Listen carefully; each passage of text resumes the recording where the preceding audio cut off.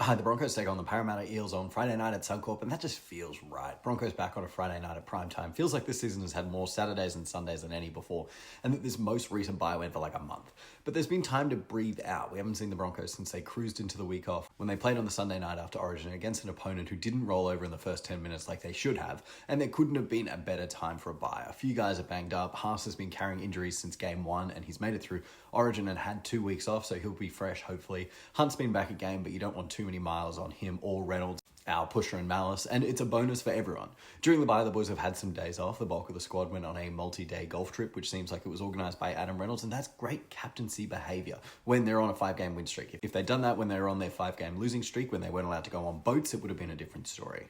Only a slight concern coming out of the bye that the momentum that they were carrying into the break has stalled, but I think that they'll be helped by having Corey Jensen and Jesse Arthurs both back from injury. Thanks Dean Mariner again for filling in. The man's still never been dropped for his own performance, and in the last few weeks with injuries, they're missing guys from Origin or having them on reduced workloads following the games, the bench has really stood up. Willison has been flying for the last month and he stays in that starting role. Hetherington has played his best football recently. He's been great since the Sharks game. And of course, Billy Walters, the difference, has been tearing games apart in the last 25 minutes. All of that can carry over into this game. Also, they are coming up against a team running second last, and I don't want to take anything away from the Eels. They're having an awful season results-wise, but they're doing it bravely. Their last 2 games were the Panthers and the Raiders. Panthers mostly rested, but Raiders full strength, and they kept those games competitive until halftime, then got blown out. But now they're bringing back Mitch Moses, and Iongi has broken his hand, and despite the fact that they're clearly focusing on the future after getting rid of Dylan Brown and pushing more juniors, they've still got guys. I like Joe Ashbapali. I don't mind Dean Hawkins, but then it's like, oh, Chris Lilly at prop. Don't really love that for him. They're starting Dylan Walker at lock, and he's given them a lot of extra playmaking off the bench. But how's that when he spends the first 20 minutes tackling Xavier Willison? I see the vision with Riles, and this is a write-off for them, but this is a unique 5-win team where the record does not matter, and they're already better than the team that opened the season, having the Storm put 50 on them. You'd rather be the Eels than the Dragons right now, for sure.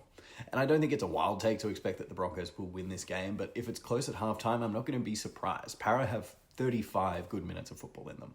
One matchup I'm excited for, beyond the Haas versus Barlow stuff, or the Reynolds versus Moses, or Katoni Staggs versus the entire Para left edge, Lomax, I hope he packs some extra ribs, is Karapani versus Josh Adokar. A couple times in the Titans game, the Broncos tempted the Titans into going right by having Karapani look as if he was drifting off his wing, which for a guy who tends to be always in the right position was a bit worrying. Nah, it's a trap. Josiah's giving himself a runway to hit harder. Now do it again against Josh and put him over the sideline. I'm also interested in seeing how the Broncos structure their attack and whether we can get more of an idea about them choosing to go right and give Katoni more early ball, or whether that was a decision made in the flow of the game last week. Otherwise, Sheba's scoring 2 tries, and that's also fine. All right, go Broncos. I'll be back to talk about it later.